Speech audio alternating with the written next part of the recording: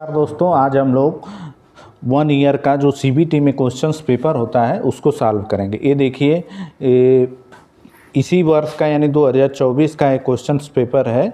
यहाँ पे आप देख सकते हैं क्वेश्चन पेपर ये वेल्डर ट्रेड के लिए और फिटर्स, क्योंकि जो हम आज एम्प्लॉयबिलिटी और एम्प्लॉयबिलिटी इंजीनियरिंग ड्राइंग और वर्कशॉप कैलकुलेशन का बात करेंगे। ये देखिए ये क्वेश्चन पेपर है हमारा 21 अगस्त 2022 में हुआ था जो सीबीटी पेपर है, उसी को हम लोग सॉल्व करेंगे। चलिए देखते हैं इसका पहला question workshop calculation and science का।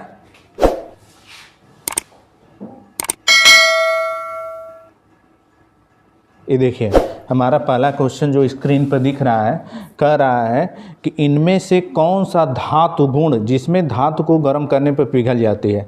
ऑप्शन दिया है आपका टेनासिटी, फ्यूजिबिलिटी, मेलाबिलिटी, कंडक्टिविटी। तो इसमें जो हमारा धातु का ऐसा गुण पूछ रहा है जिससे धातु को गर्म करने पर पिघल जाता है, फ्यूजिबिलिटी। फ्यूजिबिलिटी में क्या होता है कि हमारा जो धातु होती है वो गलनशील हो जाती है। लेकिन आपको ये भी बता दें कि टेनासिटी क्या चीज़ होती है, मेलाबिलिटी क्या चीज़ होती है, कंडक्टिव क्या चीज़ होती है, क्योंकि अगले जो नेक्स्ट ईयर का जो क्वेश्चन पेपर होगा इसमें ये सवाल आएंगे। इस बार फ्यूजिबिलिटी दे दिया है तो अगली बार आपको टेनासिटी दे सकता है, मेलाबिलिटी दे सकता है, कंडक्टिव दे सकता है। तो टेनासिटी का तात्पर्य क्या है कि किसी भी धातु को, जैसे मान लीजिए हमारा मेटल है, इसको क्या करना है कि एक पतले, ये मेटल जो है कि एक पतले चद्दर के रूप में इसको तार के रूप में खींच दिया जाए, यानी एक इसको, इस मेटल को, इसकी मोटाई कुछ भी हो, चौड़ाई कुछ भी हो, लेकिन इसको हम एक लोग तार के रूप में बना लें, एक तार के रूप में इसको खींच दिया जाए, तो उसी को हम लोग टेनासिटी कहते हैं। मेलाबिलिटी क्या होती है? मेलाबिलिटी का मतलब इसका देखिए हिंदी वर्ड समझिए, हिंदी से ही हम लोग समझ जाएंगे कि आघात वर्धनीयता। आघात का तात्पर्य क्या होता है? किसी चीज़ को चोट पहुंचाना। वर्धनीयता का तात्पर्य क्या है? बढ़ना। यानी कि जब हम किसी मेटल्स को चोट पहुंचाएं तो वो क्या हो जाए कि पतली चद्दर के रूप में हो जाए। सपोज दैट, देखिए सपोज दैट कि मेरे पास एक ऐसा एमएस की सीट है, लोहे की सीट है, इतनी मोटी सीट है, लेकिन जब हम इसको चोट पहुंचाएंगे तो बिना टूटे फटे क्या हो कि पतली चद्दर के रूप में हो जाए, तो उसी को मेलाबिलिटी कहा जाता है। अगला क्या है? कंडक्टिविटी। कंडक्टिविटी आपको बता दें चालकता। चालकता का मतलब जिसमें बिजली या उष्मा का सुगमता से प्रवाहित हो जाता है उसको कंडक्टिविटी कहते हैं। चलिए आगे क्वेश्चन की तरफ हम लोग बढ़ते हैं। क्वेश्चन नंबर 2 कह रहा है कि पानी का क्वथनांक क्या होता है। क्वथनांक का तात्पर्य क्या है कि जिस टेम्परेचर पर कोई भी चीज़ उबलने लगे, यानी कि उसका फेज परिवर्तन हो, यानी लिक्विड है तो हमारा वेपर रूप में, वाष्प के रूप में हो जाए, यानी गैसियस फॉर्म में हो जाए, तो वही चीज़ क्वथनांक होता है। तो इसका जो हमारा राइट आंसर हो जाएगा 100 डिग्री सेंटीग्रेड। हम लोग जानबे करते हैं पानी 100 डिग्री सेंटीग्रेड पे उबलने लगता है, और यदि उसका जमने का पूछा जाए, जमनांक, तो 0 डिग्री सेंटीग्रेड होता है। ठीक है, चलिए अगला क्वेश्चन हम लोग देखते हैं। पूछ रहा है कि धारा की इकाई क्या होती है। धारा की इकाई, क्वेश्चन नंबर 3 है। धारा की इकाई जो है हमारा एम्पियर होती है। हम लोग सब जानते हैं। ओम किसका है? मात्रक। प्रतिरोध का।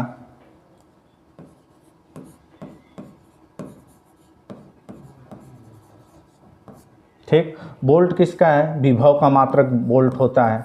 ये सब जानते रहिए, ये सब हाई स्कूल की चीज़ें हैं। वाट किसका मात्रक है? शक्ति का मात्रक है। एकदम सिंपल सवाल आपको जो वर्कशॉप कैलकुलेशन में 8 क्वेश्चन आते हैं वही सब दिया है। चलिए अगले क्वेश्चन की तरफ हम लोग बढ़ते हैं। क्वेश्चन नंबर 4 कह रहा है कि tan 45 डिग्री पूछ रहा है। tan 45 डिग्री कितना होगा यदि sin 45 का मान 1/√2 है। सिंपल सा ये देखिए एकदम फार्मूला ही पूछ लिया है, क्योंकि हम लोग जानबे करते हैं कि sin 45, sin 30, cos 30 ये सब मान सबको याद रहता है। तो tan 45 का जो मान होता है वो 1 होता है। देखिए इसमें एक राइट आंसर डी वाला है। ठीक, आगे चलते हैं। कह रहा है कि इकाइयों की प्रणाली के 2 प्रकार कौन कौन से हैं। दिया है ब्रिटिश मैट्रिक, मौलिक व्युत्पन्न, गुरुत्वाकर्षण मैट्रिक इंटरनेशनल। जो इकाइयाँ की प्रणाली होती हैं 2 प्रकार की होती हैं, एक मौलिक मूल मात्रक और दूसरा का हमारा व्युत्पन्न मात्रक। यानी इसका जो राइट आंसर हो जाएगा वो बी वाला। हम लोग जो पढ़ते हैं कि मात्रक कितने प्रकार के होते हैं, तो नंबर 1 मूल मात्रक, फिर दूसरा का व्युत्पन्न मात्रक। आपको ये बता दें कि मूल मात्रक कौन, मूल मात्रक 7 टाइप के होते हैं। आपका धारा हो गया, समय हो गया, इसके बाद लंबाई हो गया, वजन हो गया, इसी तरह का 7 जो है मूल मात्रक है। इन्हीं मूल मात्रकों से जो चीज़ें बनती हैं वही व्युत्पन्न मात्रक होते हैं। तो इसमें जो राइट आंसर होगा वो होगा। बाकी तो अब मूल मात्रक में भी 2-3 टाइप की 3 पद्धतियाँ होती हैं। कौन कौन से, हम लोग एमकेएस पद्धति, एफपीएस पद्धति और सीजीएस पद्धति ये पढ़ते हैं। तो ये तीनों पद्धतियाँ होती हैं, यानी कि क्या कहते हैं, लंबाई को मीटर में, द्रव्यमान को किलोग्राम में, समय सेकंड में, इसमें एफपीएस में फीट पाउंड सेकंड, और सेंटीग्राम सेंटीमीटर, और ग्राम और सेकंड में नापते हैं। तो ये पद्धतियाँ हैं। तो ये भी हमारा राइट गलत आंसर हो जाएगा, ये भी गलत हो जाएगा, ये भी गलत हो जाएगा। ठीक है, चलिए एमकेएस पद्धति को एसआई पद्धति भी कहते हैं, ये जानते रहिए। चलिए अगला क्वेश्चन चलते हैं। कर रहा है वस्तु में निहित पदार्थ की मात्रा को क्या कहते हैं। तो जो वस्तु में निहित पदार्थ मात्रा होती है हमारा, उसको हम लोग द्रव्यमान कहते हैं, यानी जो राइट आंसर है वो द्रव्यमान है। ठीक, और विशिष्ट गुरुत्व, घनत्व, तो ये सब दूसरे चीज़ें होती है। ठीक ना, आयतन भी दूसरा होता है। आयतन कहने का मतलब जो चीज़ हमारा कितना जगह घेरती है, जैसे एक बाल्टी है, इसमें कितना लीटर पानी आएगा, जो चीज़ें आएगी, इसी को आयतन कहा जाता है। जितना ये जगह घेरेगी वो आयतन हो गया। घनत्व, घनत्व का मतलब कि कोई भी परिभाषा यदि इसका देखा जाए तो द्रव्यमान बटा के आयतन होता है। ठीक, और इसका तात्पर्य घनत्व का कि कोई भी मॉलिक्यूल्स उसके जो हैं कितने आपस में कितने बॉन्डिंग हुआ है वो घनत्व बताता है। चलिए ये हमारा जो 8 क्वेश्चन है वर्कशॉप कैलकुलेशन का, ये समाप्त हो गया। इसके बाद आपका इंजीनियरिंग ड्राइंग का क्वेश्चन आएंगे। तो इंजीनियरिंग ड्राइंग के क्वेश्चन में हम लोग चलिए देखते हैं। सॉरी 6 क्वेश्चन थे, 6 क्वेश्चन जो वर्कशॉप कैलकुलेशन के पूछेंगे, बाकी ड्राइंग का कुछ पूछेंगे। तो ड्राइंग का क्वेश्चन हम लोग चलते हैं। कह रहा है कि ये सेट स्क्वायर का नाम पूछ रहा है, किस टाइप का सेट स्क्वायर है। सेट स्क्वायर का नाम हमारा ये 45 डिग्री का सेट स्क्वायर है। आप लोग जानबे करते हैं कि देखिए हमारे पास 2 सेट स्क्वायर है, एक 45 का होता है, 45 ऐसे रखा गया है, तो ए एंगल भी 45, ए एंगल भी 45, और ये तीसरा का एंगल 90 डिग्री हो जाएगा। और दूसरा जो सेट स्क्वायर होता है वो क्या होता है, एक 30 डिग्री ये बताता है और एक 45 बताएगा, बाकी ये हमारा है, सॉरी 60 बताएगा, 45 नहीं 30 60 बताता है। जो दूसरा हमारा वाला सेट स्क्वायर रहता है, यदि इसको हम ऐसे कर दें, इसी चीज़ को ऐसे बना दें,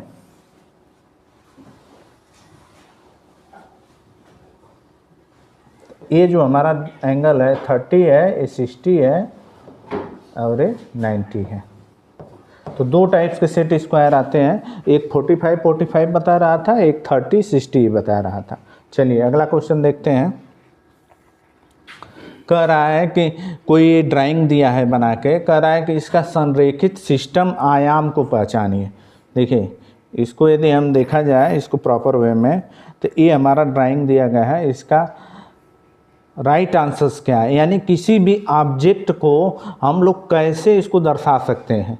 जैसे आपको बता दें कि ड्राइंग में जब भी हम कोई भी, जैसे यही मान लीजिए हमारा कोई ब्लॉक है, तो इसको संरेखित तरीके से, इसका जो नियम है कि इसको मेंशन डायमेंशन कैसे किया जाता है, हमेशा जैसे देखिए ये लाइन ऐसे खींची जाएगी, ये लाइन ऐसे खींची जाएगी, इसको दर्शाना है तो फिर ये लाइन ऐसे खींची जाएगी, ये लाइन ऐसे खींची जाएगी यहाँ पर, और लाइन के ऊपर रखा जाता है। जब भी हम लोग तीर बनाएंगे और इसका डायमेंशनिंग करेंगे, जैसे मान लीजिए 20 mm का है तो 20 इधर दर्शा देंगे, जैसे ये चीज़ ऐसे दर्शाया गया है तो इसको ऐसे दर्शा के, और इस लाइन के ऊपर लिखा जाता है। जब भी हम लोग डायमेंशनिंग करते हैं, जैसे मान लीजिए 15 का है तो इसके ऊपर लिखेंगे, ये लाइन के हमेशा ऊपर लिखी जाएगी, यही इसका संरेखित क्रम पूछ रहा है। तो जो हमारा इसका देखिए राइट आंसर है, ये बी वाला राइट आंसर है, क्योंकि इसके ऊपर आप देखेंगे ध्यान से तो इसके ऊपर लिखा गया है और एक सिस्टमेटिक तरीके से लिखा गया है, बाकी के आंसर्स गलत है।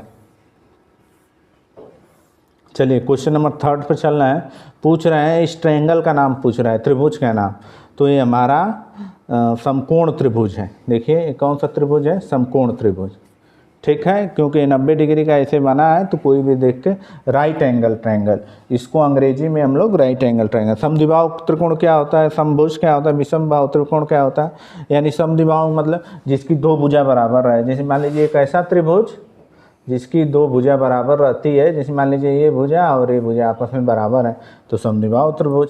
ठीक, समभुज त्रिकोण कहने का मतलब जिसकी तीनों भुजाएं बराबर हो जाए। मान लीजिए एक ऐसा हमने त्रिभुज का निर्माण किया जिसकी तीनों भुजाएं आपस में बराबर हैं तो ये समभुज त्रिभुज कहेंगे, चाहे समबाहु त्रिभुज कहते हैं।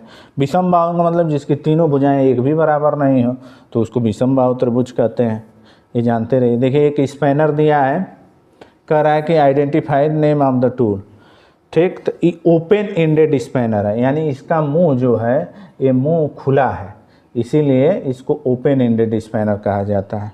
ठीक, रिंग स्पैनर जो होता है वो ऐसे गोलाकार टाइप्स का रहता है, उसमें ऐसे करके यहाँ पे ज़रूरत के हिसाब से हम लोग रिंग स्पैनर ऐसे बना देते हैं, ये रिंग स्पैनर टाइप का होता है। ठीक, एडजस्टेबल वाला क्या रहता है, जिसको हम लोग गांव या देहात भाषा में सलाई रिंच लोग कहते हैं, उसको एडजस्ट किया जाता है, वो एडजस्टेबल स्पैनर होता है। तो जो इसका राइट आंसर है डी वाला हो जाएगा।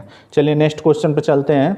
कह रहा है मानक के अनुसार कौन सा तीर सही है, तो जो हमारा तीर की बात होगी ये डी वाला राइट आंसर है, क्योंकि जब भी तीर बनाइए आप बहुत सुंदर से 1:3 के रेशियो में होता है। ये तीर जो हमारा रहता है ये 1:3 के रेशियो में रहेगा, ये हमेशा ध्यान रखिए।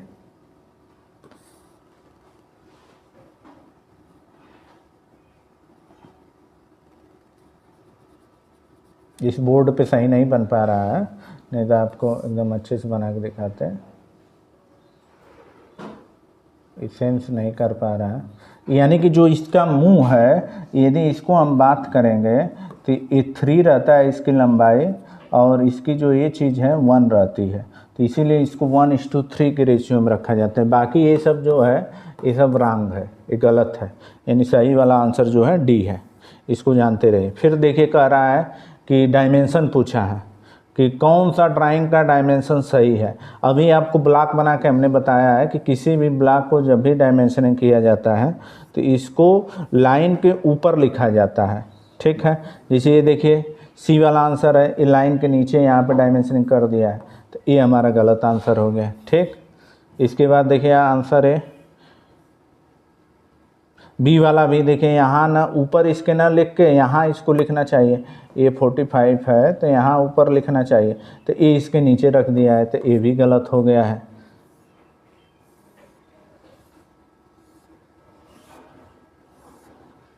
इसका जो देखिए राइट आंसर जो है डी है, क्योंकि यहाँ पर हम देखिए जब भी डायमेंशनिंग किया गया है सबके क्या किया गया है, इसके ऊपर लिखा गया है। यानी देखिए लाइन है हमारी, ये जो लाइन है इसके ऊपर लिखा गया है, इसीलिए ये मान लीजिए है 46 है तो इसके ऊपर लिखा गया है, 30 है तो इसके भी ऊपर लिखा है, ये 25 है तो इसके ऊपर लिखा गया है, इसलिए जो राइट आंसर होगा डी वाला राइट आंसर हो जाएगा।